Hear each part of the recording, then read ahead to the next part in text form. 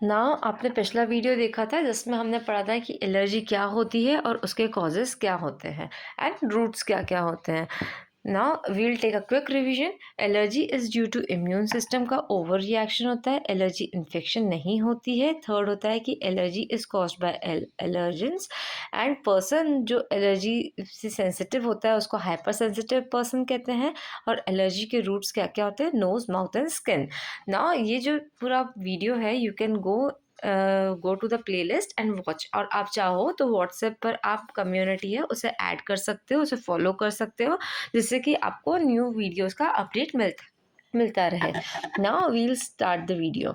Now symptoms of allergy क्या क्या होते हैं? सिम्टम्स: स्नीजिंग, रनी और ब्लॉक नोज, मतलब कि छींके आना या फिर अपनी ब्लॉक नोज हो जाती है, ईचिंग होती है या स्किन रैशेस होते हैं, रेड एंड वाटरी आइज। आपने कभी कभी नोटिस करा होगा कि सडनली हमें क्या होने लगता है कि स्किन रैशेस होने लग जाते हैं। कभी कभी एकदम से सुबह उठते हैं ब्लॉक नोज हो जाती है, या शाम में कभी एकदम से छींके आना स्टार्ट हो जाती है और वो कंटिन्यूस छींके आती हैं। और वाटरी आइज होने लग जाती है, मतलब बार बार वाटर निकलता है आइज में से। और ब्रीदिंग में बहुत सीवियर केसेस में ऐसा होता है कि ब्रीदिंग में डिफ़िकल्टी होती है जब एलर्जी बहुत ज़्यादा बढ़ जाती है। तो ये सारे सिम्टम्स किस चीज़ के होते हैं? These are the symptoms of allergy. Now एक शॉर्ट आंसर आ सकता है आपके एग्जाम में कि write any two symptoms of allergy. कौन कौन से सिम्टम्स होते हैं? Sneezing and skin rashes. कौन कौन से टू सिम्टम्स हो सकते हैं? Sneezing and skin rashes.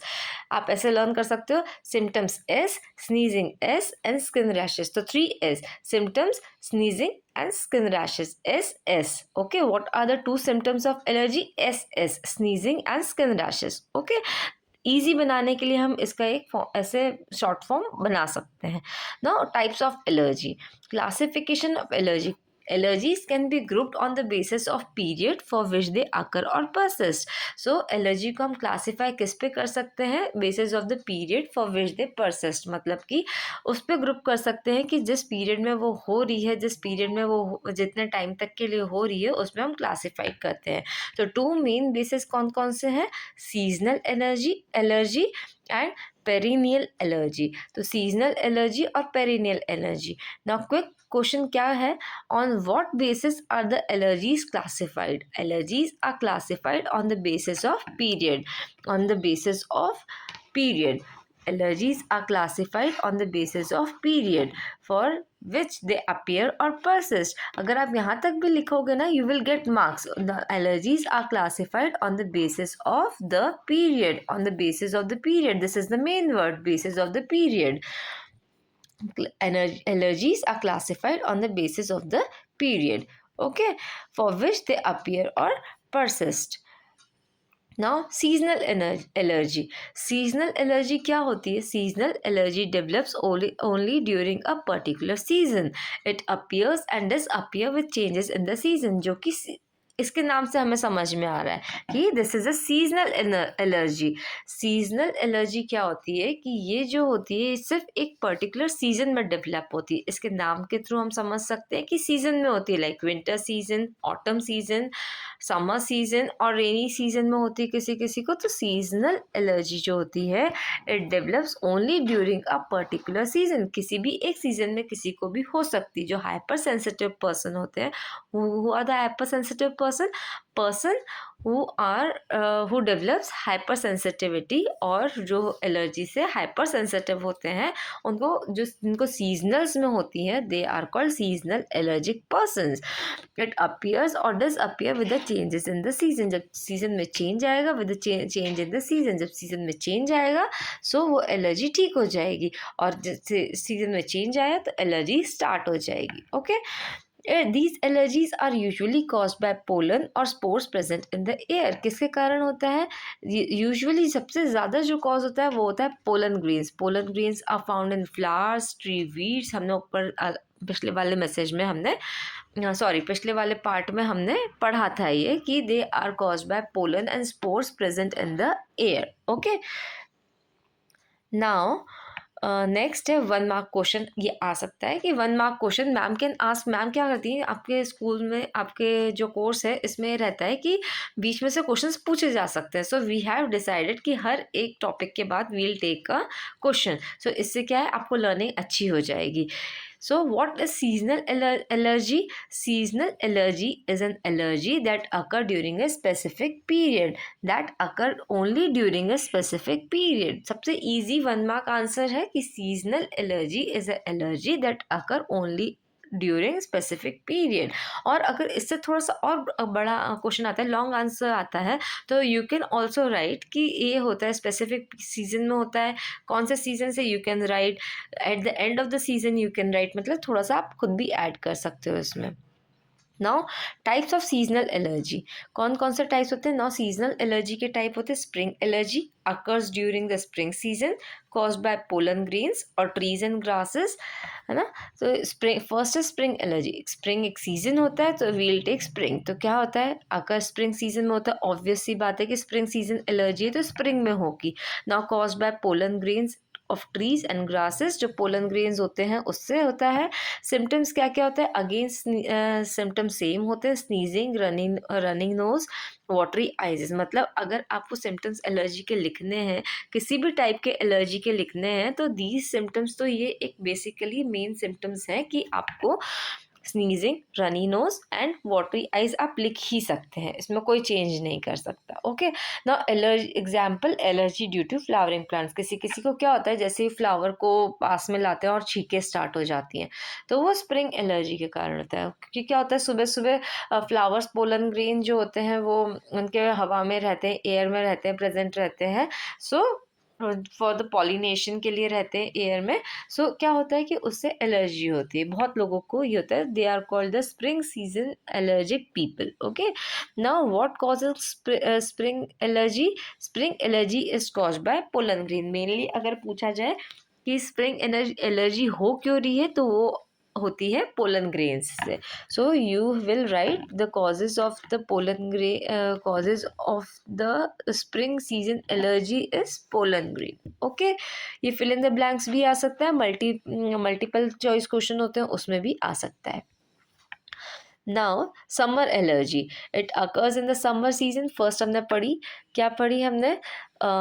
First हमने पढ़ा है कि spring season. Now summer allergy, it is caused bye grass pollen, again mould spore, dust and pollution. अब समर में सबसे ज़्यादा क्या होता है? डस्ट एंड पोल्यूशन होता है, मोल्ड स्पोर्स होते हैं, क्योंकि समर में चीज़ें ज़्यादा ख़राब होती हैं. सो इसलिए समर एलर्जीज में कॉजेज़ क्या क्या होते हैं? मेन कॉजेज़ क्या क्या होते हैं कि कॉज बाय ग्रास पोलन्स तो होता ही होता है, साथ में mould spores, dust and pollution. Now symptoms again sneezing, skin rashes, eye irritation. Okay. Now name one causes of summer allergy. Grass pollen and mainly आप डस्ट एंड पोल्यूशन भी लिख सकते हैं. I am not added over here, तो आप खुद अपने मन से लिख सकते हैं कि डस्ट एंड पोल्यूशन मेनली क्या होता है, कॉज होता है डस्ट एंड पोल्यूशन होता है. Now fall allergy. Fall allergy is autumn allergy, occur during autumn or fall season. तो ये किसके कारण होता है? Mainly by ragweed pollen. किसके कारण होता है? Mainly by ragweed pollen. Autumn में क्या होता है कि फॉल सीजन क्यों कहा है? क्योंकि ऑटम में पतझड़ होता है, इसलिए इसको फॉल सीजन कहा है. तो मेनली किस लिए होता है? रैगवीड पोलन के कारण होता है उसके. Now symptoms, again symptoms same होते हैं, स्नीजिंग, कफिंग, ब्लॉक नोज, है ना. सबसे ज़्यादा मेन कॉज होता है ये फॉल एलर्जी का.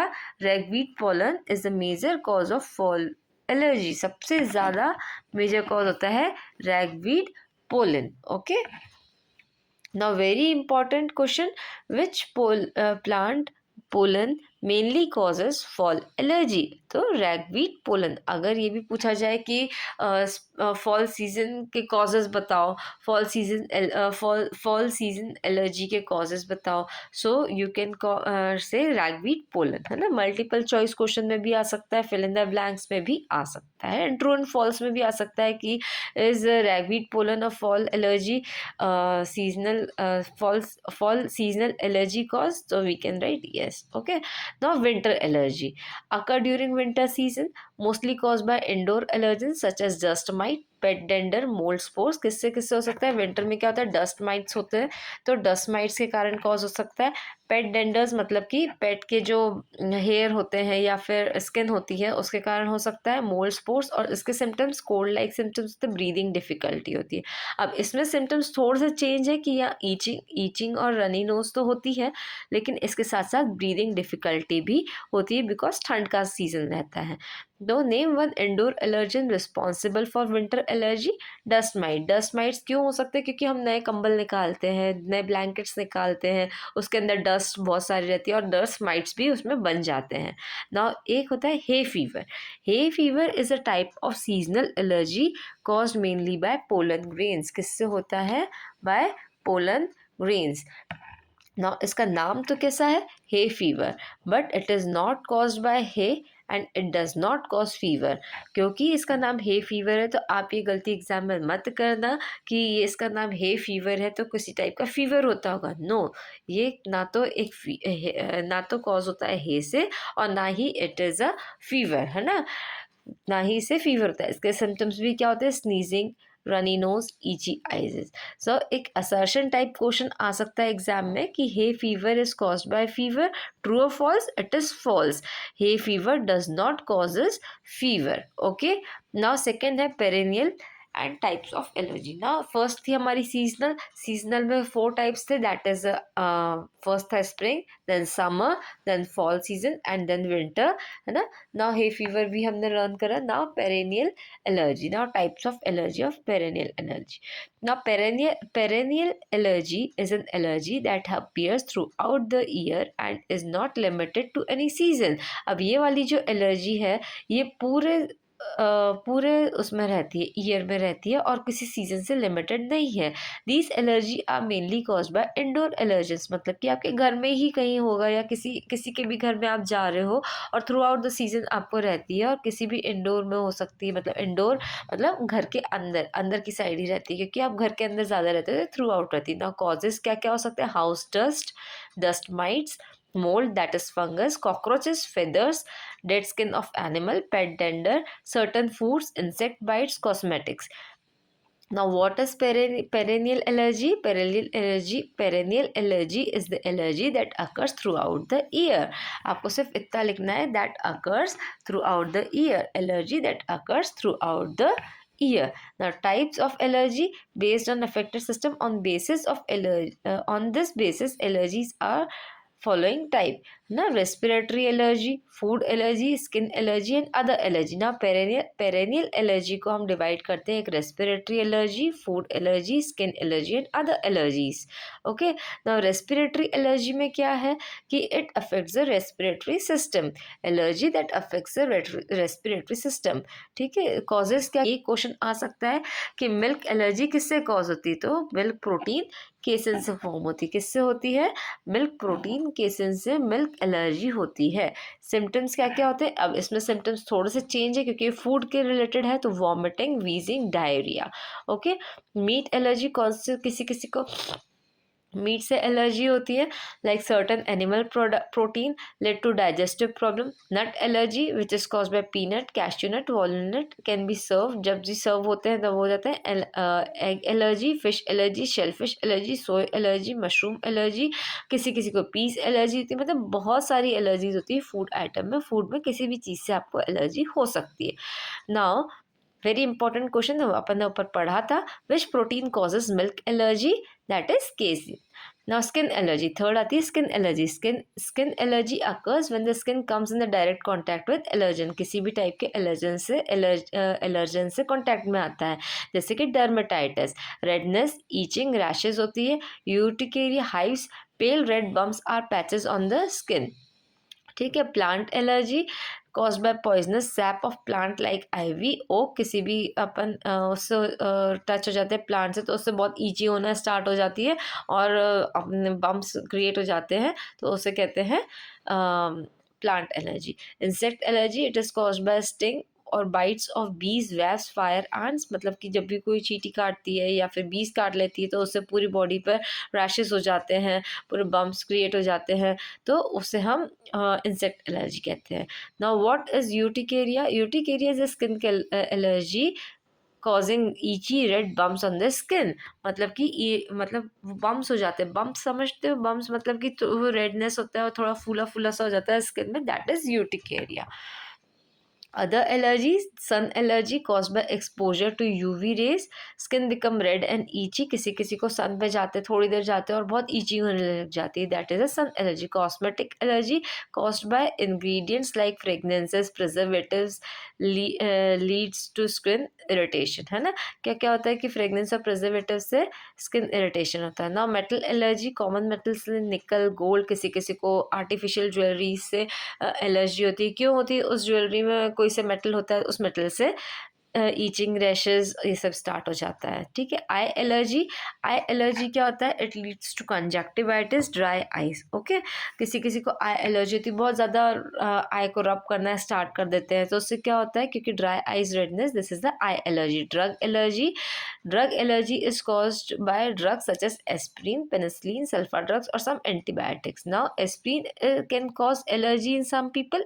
Yes, aspirin can cause allergy in some people. कोई से भी ड्रग से एलर्जी हो सकती है. Now what is the difference between seasonal and perennial allergy? Seasonal allergy and perennial allergy. So seasonal क्या होता है? By its name we can understand it is occur during the specific season. Okay. और perennial allergy हमेशा all in the year, occur all the year. Okay. Now second, seasonal होती है mainly due to pollen and temporary होती है क्योंकि season के साथ वो चेंज हो जाती है.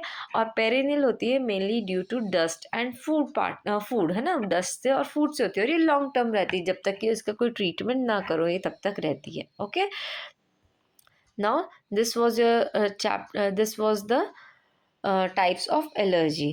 Now we will continue this chapter in the next part. Text book question answers भी सॉल्व करेंगे एंड तब तक आप पूरे पार्ट्स देख कर रखो प्लेलिस्ट में, जिससे कि आपको लर्निंग इजी हो जाए. अगर आप यहाँ पर सब्सक्राइब नहीं कर पा रहे हैं तो go to the WhatsApp channel also.